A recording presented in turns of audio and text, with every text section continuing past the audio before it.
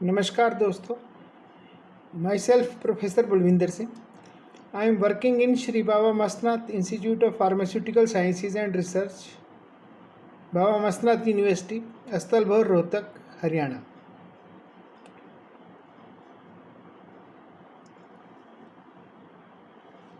आज मैं प्रेजेंटेशन में डिस्कस करूँगा कि हम बी फॉर्म और डी फॉर्म का जो एग्ज़ाम होने जा रहे हैं उसमें किस तरह से तैयारी करें, क्योंकि टाइम है, शॉर्ट है, तो हमें ये ध्यान रखना है कि बड़े ही सिस्टमेटिकली तरीके से अपनी तैयारी करनी है ताकि हम सभी पेपर्स क्लियर कर सकें, पास हो सकें। तो समय वेस्ट ना करते हुए सबसे पहले आपने वैसे तो सारा साल पढ़ाई की है, बहुत मेहनत की है, क्लासेस अटेंड की हैं, लेकिन इस टाइम अगर थोड़ा सा आप सिस्टमेटिकली तरीके से करेंगे तो chances of clearing all the exam is better. तो ध्यान से सुनिएगा। सबसे पहले तो आप अपना सिलेबस निकाल लीजिए। सब्जेक्ट वाइज सिलेबस को अपने सामने रख लीजिएगा। आपको पता होना चाहिए कि मेरा कार्य क्षेत्र कितना है। जैसे हम खेत में बिजाई करते हैं तो हमारे पास पता है भाई ये इतने किले या इतने हेक्टेयर का ये हमारी बाउंड्री है, इसके बीच में हमने काम करना। तो उसी तरह से सब्जेक्ट्स के सिलेबस के हिसाब से आपने सिलेबस, कई बच्चों के पास सिलेबस ही नहीं होता, उन्हें पता ही नहीं क्या सिलेबस है। तो सिलेबस वो आपका कार्य क्षेत्र है, उसमें उसी के अंदर से क्वेश्चंस आते हैं और वो आपके पास रिटर्न में होना चाहिए, नहीं तो सॉफ्ट कॉपी भी आप रख सकते हैं। इंडिविजुअल सब्जेक्ट वाइज हर सब्जेक्ट का होना चाहिए। भाई आपने इस साल जो पेपर देने हैं, 7 सब्जेक्ट हैं, 8 सब्जेक्ट हैं, जो भी सब्जेक्ट हैं, उसका जो फार्मेसी काउंसिल ऑफ इंडिया से प्रिस्क्राइब सिलेबस है वो अपने उसकी हार्ड कॉपी या सॉफ्ट कॉपी अपने सामने रखिएगा। अब आपने तैयारी करनी शुरू करनी है तो एक चीज़ ध्यान में रखिएगा, रट्टा नहीं मारना है। रट्टा मारने से, क्रैमिंग करने से आप याद तो करोगे लेकिन एफर्ट्स ज़्यादा लगेंगे, रिज़ल्ट कम आएगा। और कई बार बच्चे भूल जाते हैं पेपर में लिखते लिखते, रट्टा मारा हुआ है, बीच में एक स्टेप भूल गए, सारा क्वेश्चन गड़बड़ हो गया। तो क्रैमिंग करने की बजाय सिस्टमेटिकली आपने पढ़ना है, क्रैमिंग नहीं करनी, बिल्कुल भी नहीं करनी। कुछ चीज़ें हैं जो कि क्रैमिंग करनी है तो उसके लिए तो देखो कुछ परसेंटेज आप कर सकते हो, क्योंकि उसमें आपको समझने की चीज़ नहीं है। अब फार्मूला है तो वो फार्मूला तो आपको याद करना पड़ेगा, लेकिन 100% वो क्रैमिंग नहीं करनी, समझना है मैक्सिमम कि ये ऐसा स्टेप था तो ये ऐसा क्यों था, कहाँ से शुरू हुए, कहाँ ख़त्म हुए, कैसे कैसे हम बीच में एडिशन करते चले गए। तो प्रोसेस को समझोगे तो रट्टा मारना आसान रहेगा।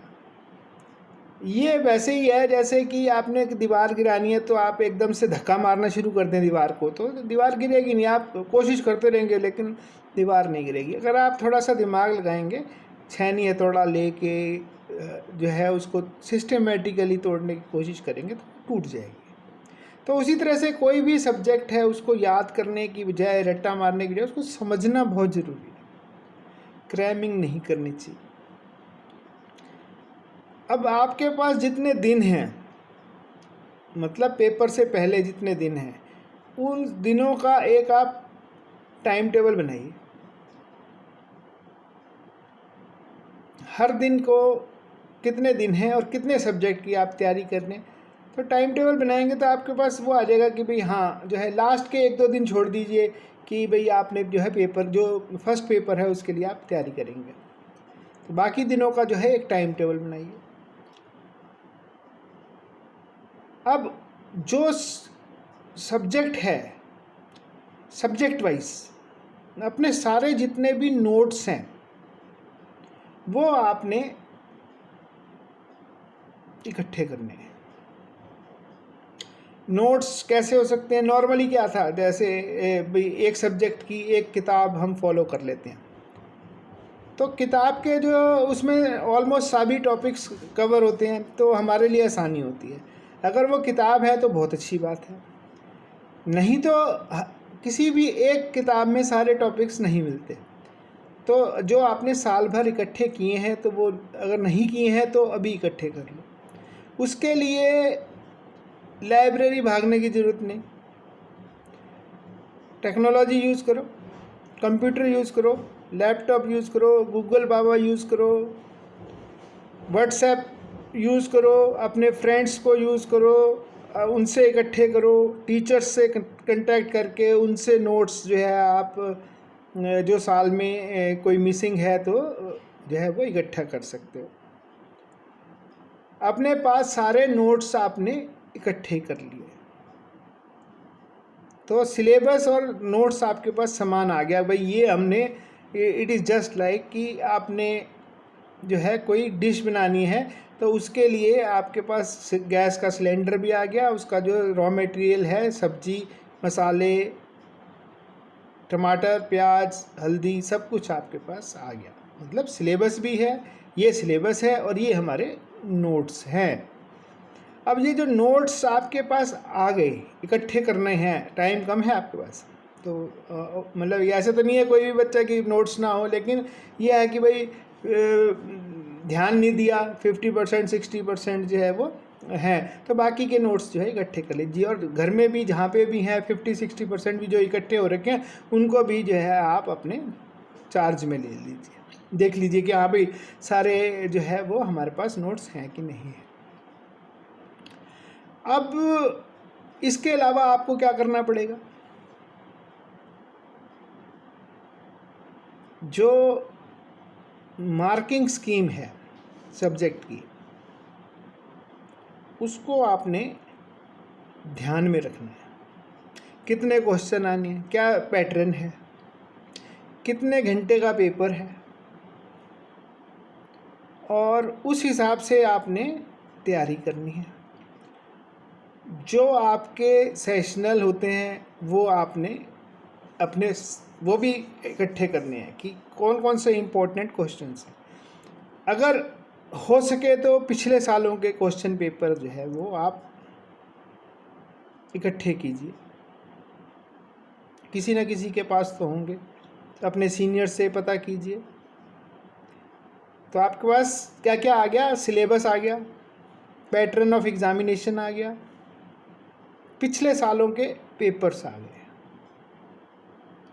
अगर आप उसको ध्यान से देखेंगे, अब देखो इसमें यही टेक्निक है, यही आपने ध्यान रखना है कि यही आपके नंबर अच्छे लाने का और पास होने का और ना पास होने का यहीं पे जो है डिसाइड हो जाएगा। आपने ये सारी चीज़ें इकट्ठी कर ली। जब आप क्वेश्चन पेपर देखेंगे पिछले सालों के, तो syllabus wise, unit wise important questions हैं जो रिपीट हो रहे हैं। कभी किसी साल किसी फॉर्म में पूछा जा रहा है, किसी साल किसी फॉर्म में पूछा जा रहा है। कुछ क्वेश्चंस जो हैं वो लॉन्ग क्वेश्चंस के लिए होते हैं, कुछ जो टॉपिक्स हैं उसमें से लॉन्ग क्वेश्चन नहीं बनता, उसमें से शॉर्ट क्वेश्चन बनता है। वो अगर आपने क्लासेस अटेंड की होंगी तो आपको जो है टीचर बताता है कि भाई ये इसमें से लॉन्ग क्वेश्चन बन सकता है, आ सकता है, शॉर्ट क्वेश्चन आ सकता है, या ये सिर्फ नॉलेज के लिए है, एग्ज़ामिनर जो है प्रेफर नहीं करता है। तो ये सारी चीज़ें जो है ये आपने ध्यान में रखनी। अब जब आपके पास पुराने क्वेश्चन पेपर हो गए और वो आपके पास जो है सिलेबस हो गया, नोट्स हो गए, सब कुछ हो गए, अब आपने जो है जो तैयारी है वो अंधेरे में लाठी मारने वाली नहीं करनी है, आपने सिस्टमेटिकली करनी है कि भाई ये जो है 15 क्वेश्चन, 20 क्वेश्चन, 25 क्वेश्चन है, ये जो है ये रिपीट हो रहे हैं। अब उसकी तैयारी कैसे करें? अब एक चैप्टर है मान लो, उस चैप्टर में बुक में 50 पेज हैं। अब आप 50 पेज कैसे याद करोगे? बहुत डिफ़िकल्ट क्वेश्चन। 50 पेज तो नहीं हो सकते यार। तो आपने उसका सिस्टम बनाना है। उसमें चैप्टर में, हर चैप्टर में एक फ्लो चार्ट टाइप का, समरी टाइप की बनी होती है। वो समरी आपने फ्लो चार्ट याद रखना है। जब आप फ्लो चार्ट याद रखोगे तो 50% ऑफ द जो चैप्टर का जो क्वेश्चन का जो आंसर है वो आपके पास तैयार हो गया। अब उसको आपने रट्टा नहीं मारा, उसको आपने समझा है फ्लो चार्ट को। जब आपने वो फ्लो चार्ट समझ लिया तो उसको फिर आप एक्सप्लेन तो कर सकते हो, एक्सप्लेन करने में दिक्कत नहीं है। तो बाकी आप जब आप पेपर में बैठोगे तो जितना टाइम आपके पास होगा वो फ्लो चार्ट बना के और जो है उसको आप एक्सप्लेन कर दोगे तो आपका क्वेश्चन का आंसर आ जाएगा। तो ये जो फ्लो चार्ट है ये आपने हर टॉपिक में से ढूंढने। मोस्ट ऑफ द टॉपिक्स जो है उसमें जो मोस्ट ऑफ द चैप्टर्स हैं उसमें समरी होती है फ्लो चार्ट के रूप में, जो कि जैसे मैकेनिज्म ऑफ एक्शन हो सकता है, उस जो है प्रोसेस की जो है डिटेल हो सकती है। तो वो सारी जो है समराइज़ की होती है, तो वो आपने याद करना है। अब जब आप जो है आपका आधा काम हो गया, अब बाकी जो कुछ थोड़ा बहुत रट्टा मारना है, जो फार्मूला है या कुछ है, वो आप थोड़ा बहुत तो देखो करेंगे। ये तो हुआ सब्जेक्ट के लिए। अब सब्जेक्ट के अलावा कुछ और फैक्टर्स हैं जो कि आपके नंबर डिसाइड करते हैं, जो आपकी तैयारी को सक्सेस में और फेलियर में डिसाइड कर देते हैं पहले। ये लाइफ के फार्मूलाज हैं जो कि एग्ज़ाम की तैयारी में, चाहे वो बी फार्म का हो, चाहे वो डी फार्म का हो, डिप्लोमा फार्मेसी का हो, डिग्री फार्मेसी का हो, किसी भी फार्मेसी का पेपर हो, चाहे वो सेशनल का पेपर हो, चाहे वो सेमेस्टर एंड हो, चाहे वो फाइनल एग्ज़ाम हो, सब में जो है ये फैक्टर्स जो है वो हेल्प करते हैं। ऊपर वाले जो पहले जो मैंने डिस्कस किए फैक्टर्स वो भी आपको, चाहे वो सेशनल पेपर का हो, चाहे वो फाइनल पेपर का हो, सब में जो है वो यही फार्मूला आपको अपनाना चाहिए और अब आप अपनाते भी होंगे। सबसे इम्पोर्टेंट चीज़ जो है वो है आपकी सेहत। जो पेपर है उसकी तैयारी करते हैं आप, तो आज की जनरेशन का जो नॉर्मल ट्रेंड है, दिन में घूमते फिरते हैं, नहीं मानते कहना, पढ़ने नहीं बैठते, रात को बैठेंगे और 2-2 बजे तक, 2:30 बजे तक, 3-3 बजे तक पढ़ते रहते हैं। सुबह फिर जो है नींद पूरी नहीं होती तो लेट उठते हैं। अल्टीमेटली देखो, जो ह्यूमन बॉडी है उसको एक पर्टिकुलर आवर्स, कम से कम 6 से 8 घंटे सोने के लिए ज़रूरी चाहिए, और हमें सोना भी चाहिए ताकि हमारी सेहत ठीक रहे। और इन पेपरों के दिनों में जब हम तैयारी कर रहे हैं तो सेहत जो है सबसे इम्पोर्टेंट है।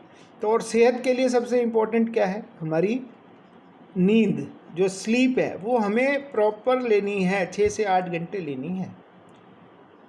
और रात को देर तक पढ़ने की बजाय दिन में टाइम यूटिलाइज करना है। जितना अवेलेबल टाइम है, लिमिटेड टाइम है, अब तो हमारे पास ज़्यादा टाइम तो है नहीं, तो उसको हमने प्रॉपरली यूटिलाइज करना है दिन को। जब हम पूरे होशोवास में हैं, पूरे अलर्ट हैं, तो उसको हमने जो है वो यूज़ करना है।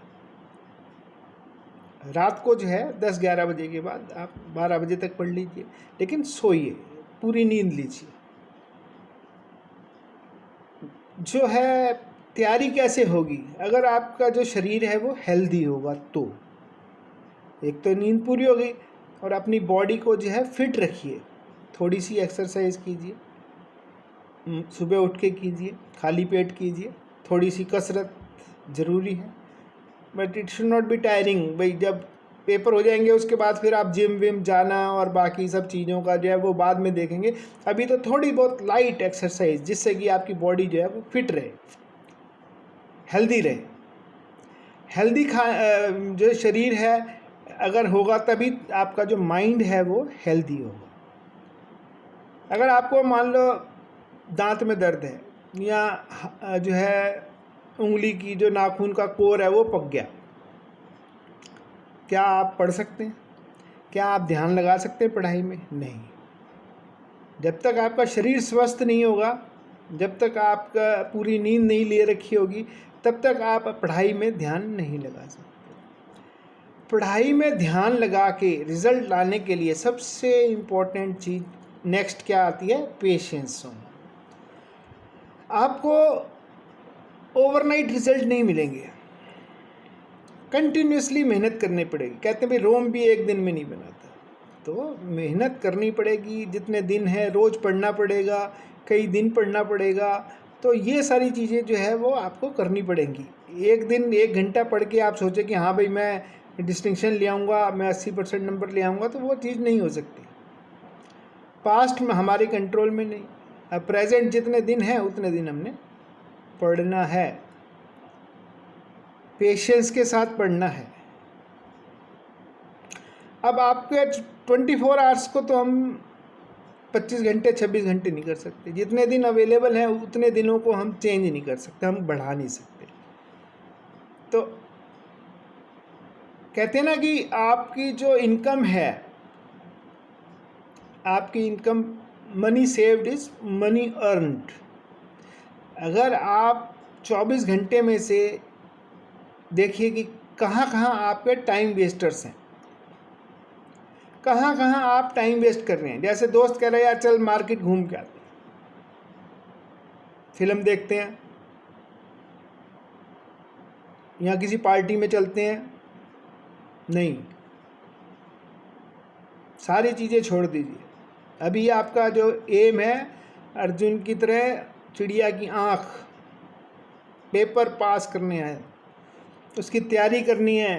हमने इधर उधर ध्यान नहीं लगाना है। हमारा ध्यान यही है कि हमने तैयारी करनी है, अच्छे से बहुत बढ़िया सी तैयारी करनी है।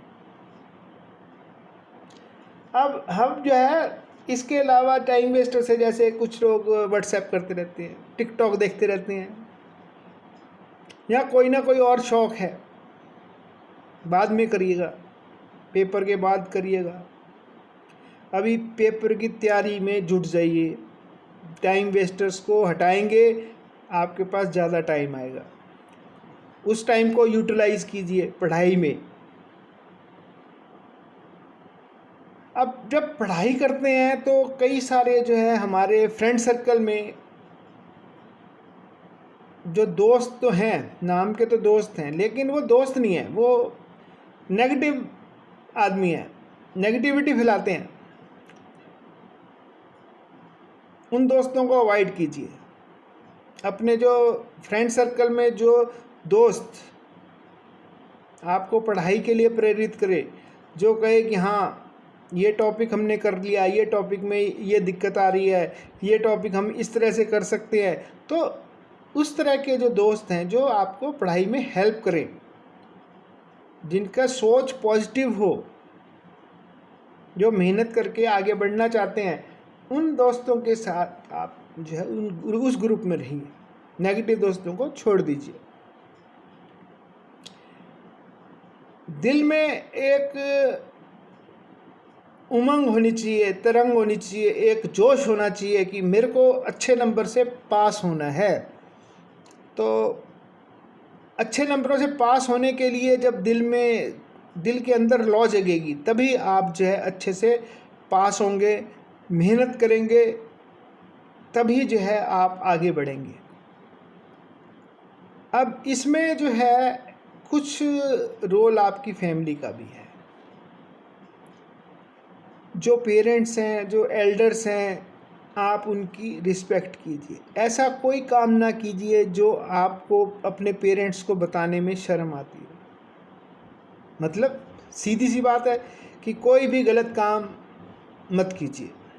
जब आप गलत काम नहीं करेंगे और अपने पेरेंट्स का, अपने बुजुर्गों का आशीर्वाद लेंगे, तो सक्सेस आपके साथ है।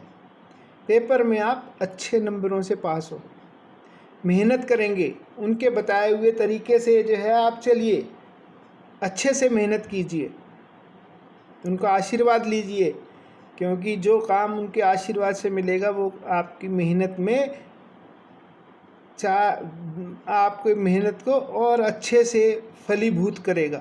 अच्छा रिजल्ट्स लाने में उनका आशीर्वाद आपको मदद करेगा। तो आप जो है ये सब चीज़ों का ध्यान रखिए। पढ़िए पढ़िए पढ़िए, कोई शॉर्टकट नहीं है। मेहनत करेंगे तो आपको फल मिलेगा, अच्छा मिलेगा। और अगर मेहनत नहीं करेंगे तो फिर आप कोई चमत्कार नहीं होगा। अपनी मेहनत से ही आपने अपना भविष्य बनाना है। तो मेहनत कीजिए और अच्छे से पेपर पास कीजिए। ये मेरी शुभकामनाएं आपके साथ हैं। और कोई आपको लगता हो कि कोई जो है पॉइंट क्लैरिफाई करना चाहते हो तो मेरा जो है ईमेल और फ़ोन नंबर जो है थंबनेल यानी कि फर्स्ट पेज पे दिया हुआ है, आप उसको मेरे को कांटेक्ट कर सकते हैं। Thank you very much for listening patiently. आपने अपने पेपर में पास होने के लिए तैयारी कैसे करनी है, ये मैंने कुछ आपको ब्रीफ आउटलाइन बताई है। इसमें मेहनत आपने करनी है और मुझे पूरा विश्वास है कि आप उसमें सक्सेसफुल होंगे। Wishing you best of luck, good day.